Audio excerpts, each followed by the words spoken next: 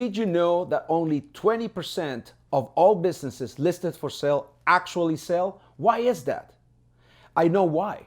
And in today's video, I'm going to give you the top 5 reasons why businesses don't sell and what you can do about it to mitigate the risk. Let's get to it.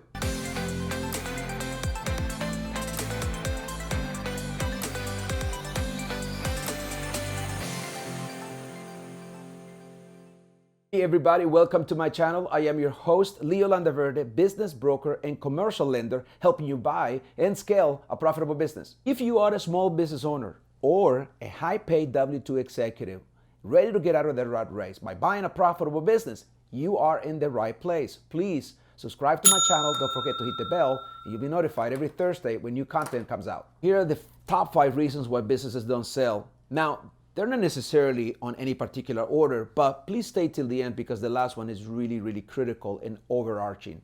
But we're going to start with this one. Number 1, overinflated business valuation by the listing agent. We're assuming that this is a business that is on market, represented by a business broker.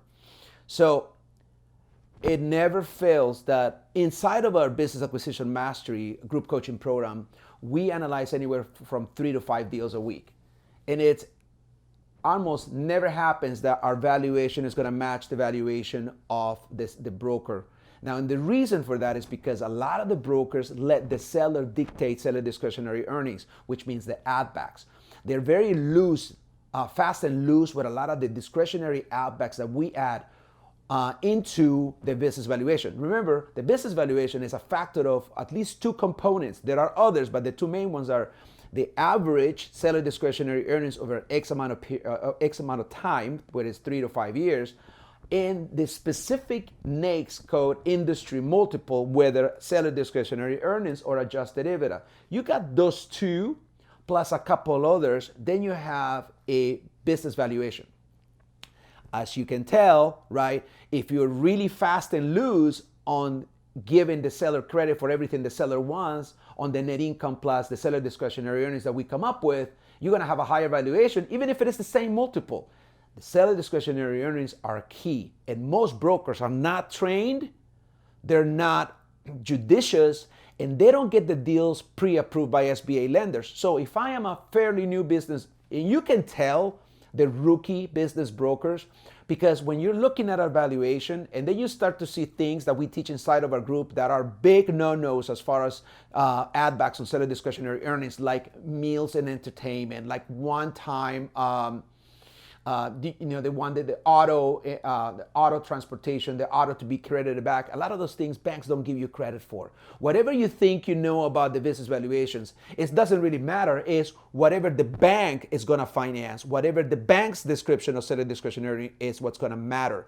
Our job inside of our group is to come very close to an underwriter's desk approval. So that means that when we're looking at the calculation of the value, we're going to be very much by the book. We have industry-specific software that we access inside of our group that is going to pull comps. And we're also going to look at another piece of software that allows you to give us the rules of thumbs or the rules of engagement when we're trying to value a business. Do we give credit for inventory? Do we not? Does this business trade on a multiple of revenue, a multiple of SDE, a multiple of EBIT, a multiple of EBITDA, a multiple of adjusted EBITDA? When what ranges between 1 and 5 million, 5 and 10 million, and 10 million and beyond? All of those things play a role. Most brokers do not play by the same rules.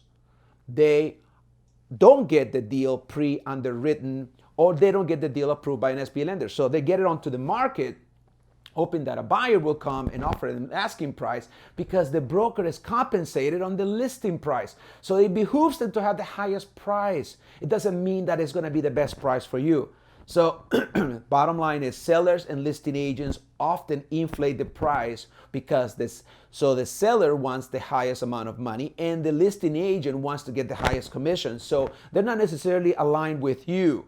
Now, if a broker tells you, hey, I'm representing the buyer and I'm representing the seller and I'm going to be fair to both, they're lying to you because they can't. You can't both give the same weight if you're representing the listing agent as you're the agent representing the seller, representing the buyer. The result is that a buyer can often overpay. And here's one thing that you may not know. Now, I work with the top tier SBA lenders in the country, top, best in class, top 5, top 10, been doing at least $50 million worth of deals. They close many deals a year. But here's the thing. As much as I respect our SBA lenders, now they may actually approve a letter. They may say, hey, I really like this deal. This debt service coverage ratio is at 2-to-1. You seem to have the management experience. At least looks good. Let's go. Let me give you this deal. Now, sometimes the one or two lenders say yes. That's not good enough for us. We have to make sure, excuse me, that the deal makes sense for us, that it makes sense for you, that it's at the right post-debt service cash flow, that is going to give you what you want out of life. There's no point in buying a business when it's going to give you the enough post-debt service cash flow to do whatever you need to do in life. But you can only do that if you back yourself into the right business valuation. Hence the problem. 80% of businesses don't sell because they're overinflated price. So by the time that the business sits on the market for 6 months, and it hasn't sold, then the financials begin to age. They begin to become obsolete. And then we have a hard time, and then you lose momentum and businesses don't sell because the engagements are over, a year or less. If you're stuck and trying to figure out how to buy a business, well, so does 90% of all buyers. We have figured out a way to speed up the process and help you buy a profitable business in 90 days or less. So if you want to know how we do it inside of Business Acquisition Mastery, then we need to talk. I'm sure you have questions. We have the answers. All you have to do is connect with me here on YouTube, drop me a comment, or send me an email. My email address is up here or down there in the description section of this video. And let's connect. Let me help you buy a business this year. Number 2. Due diligence failure. Here is one thing that we do play a heavy emphasis inside of our group that most groups don't do. We do heavy due diligence upfront before doing the LOI. That means something, okay? If you do a good job in the 5 buckets of due diligence upfront, which is your legal and financial, operational, people, and market, if you do it right, when you make an offer, due diligence becomes a formality. Most people make an offer really relying heavily on due diligence and third-party folks who are going to validate the deal. You're already too late. There's already a problem.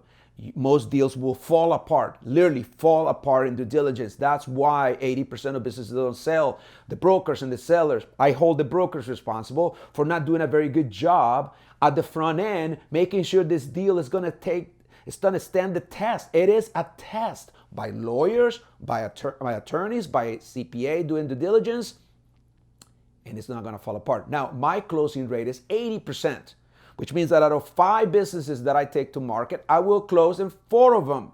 And the reason for that is because I do the job up front. I want to make sure that due diligence will be incidental, not the deal breaker. Okay? So, poor financials. A lot of the SIMs, the confidential information memorandums, are actually done in interim financials, which is a no-no, big no.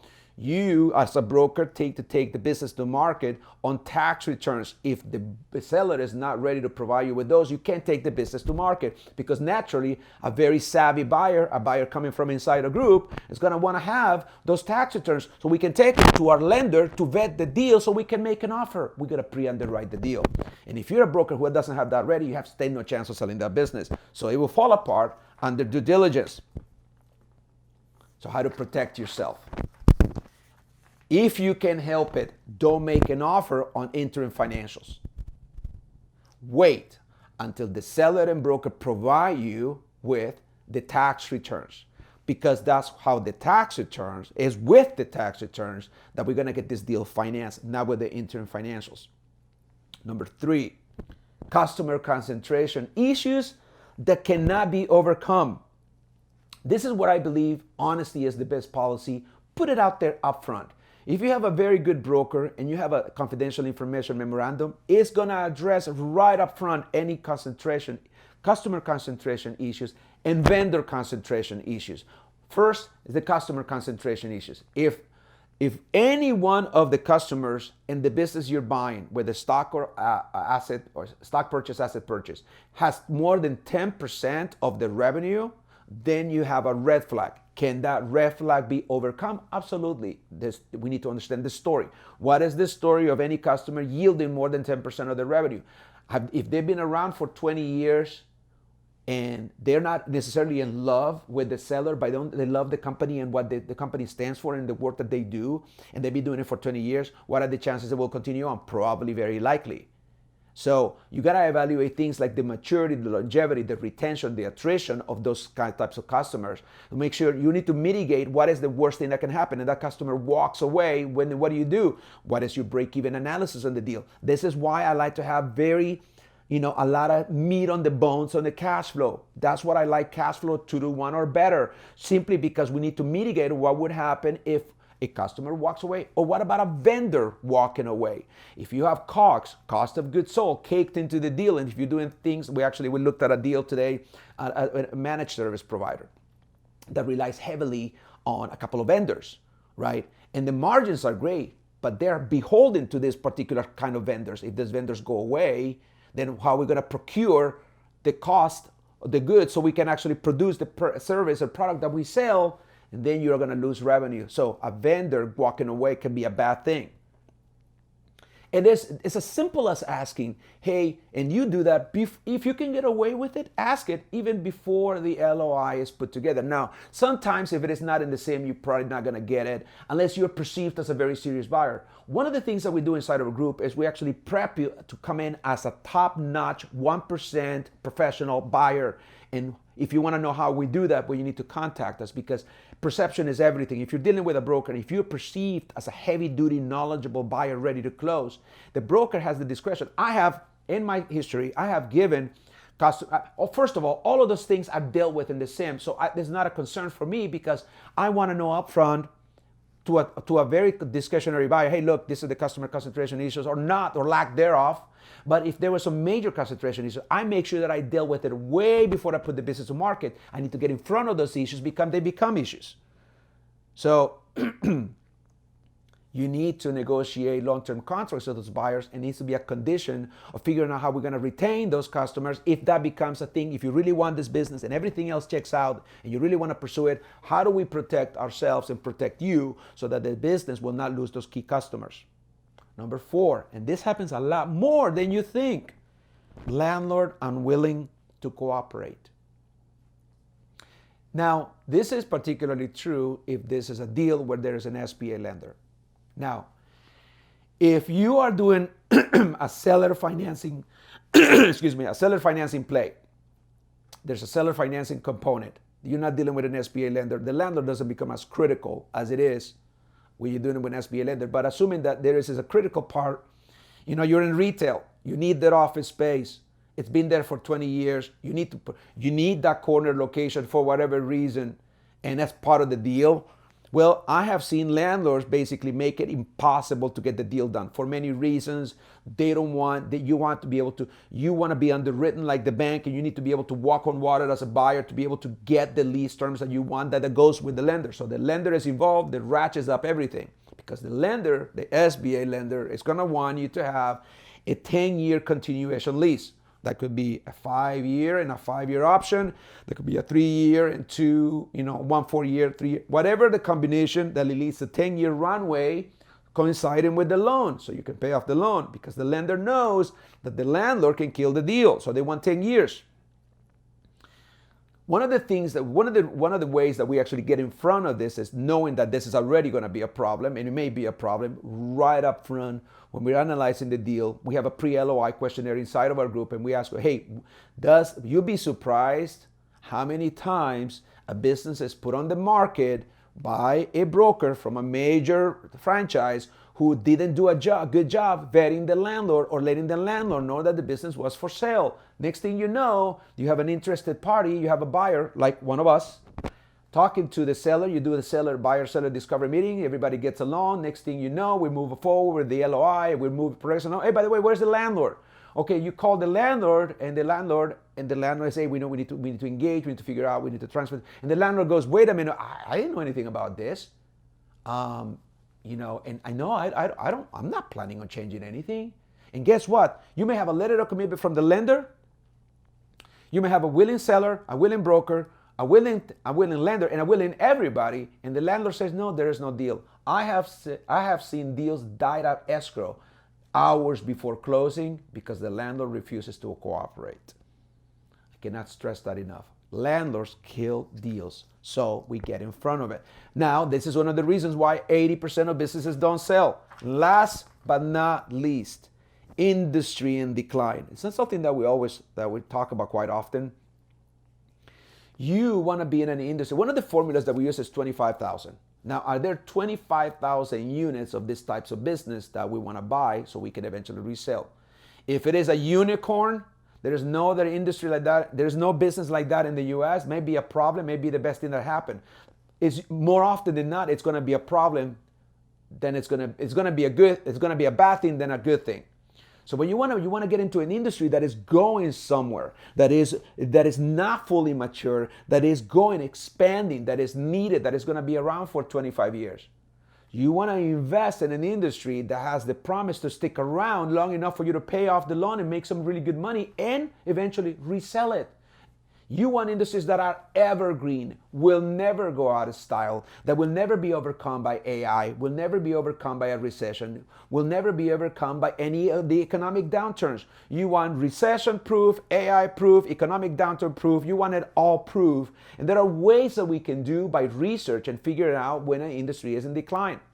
We keep our ears to the ground and we talk to the lenders, we read the reports, the quarterlies by all the M&A insiders, and we know what industries are doing well and versus which ones are in decline. Now, we share that information freely inside of our group, so if you want to know more, reach out to us. So this one right here is probably very significant. Now, with the advent of AI, and some industries will be in decline. So keep that in mind, and these are the 5 reasons why businesses don't sell. Hope you enjoyed this video. For a limited time, I'm giving away 2 of our best tools that we actually give away. One is the Deal Analyzer 2.0. It's been downloaded over 2,000 times. This tool allows you to do everything you need on the first pass before you make an offer on the letter of intent. It allows you to calculate debt service coverage ratio, pre and post debt service cash flow, average debt seller discretionary earnings, among 10 other things. It is for free. Also, I'm giving away my business buyer's checklist, which is a 6-page document. If you just do follow what it says from beginning to end, you're going to be able to overcome a lot of the issues that come with buying a business. And those are my gifts to you. Click the links below to download them.